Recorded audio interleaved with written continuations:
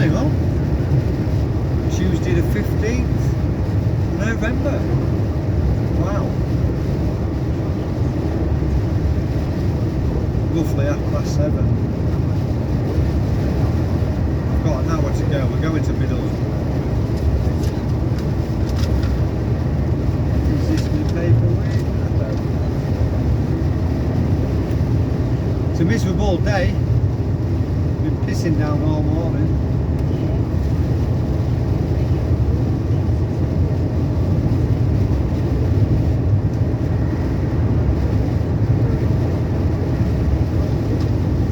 It just gives me a postcode on my running sheet.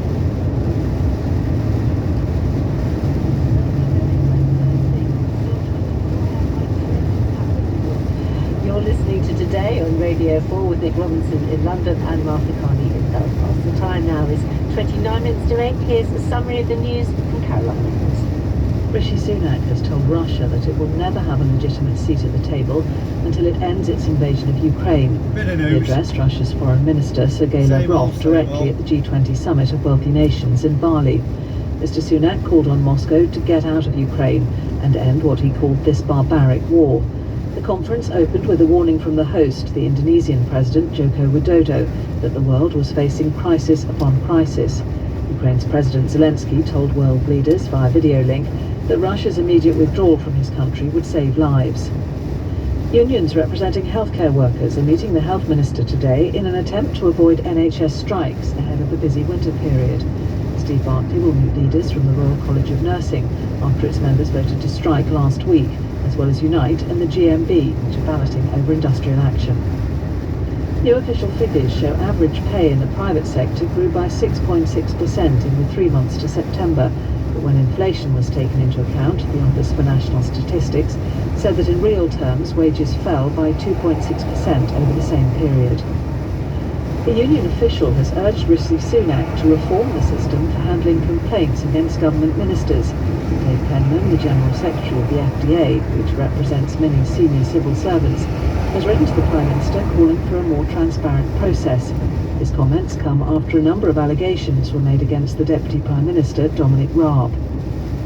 Research by a UN-backed organisation has found that the UK's national security is at risk following changes to Twitter's new owner, Elon Musk, has made to the platform. The group, Tech Against Terrorism, said terrorists could return to spreading their extremist ideologies on the platform. The musician Roberta Flack, whose hits They're not fucking terrorists. his song, It's our has been government that are diagnosed with motor terrorists. neurone disease Invading and no fucking longer sings. countries. The 85-year-old had several Employing number one little hits in the fucking 1970s. bombings here The and there. representatives said she's also having difficulty speaking due to the condition.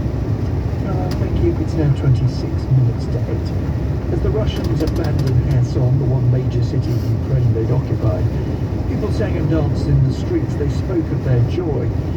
There were darker sides to the liberation of the city. A search for collaborators began. Amid swirling rumours, the security services have begun detaining suspected traitors.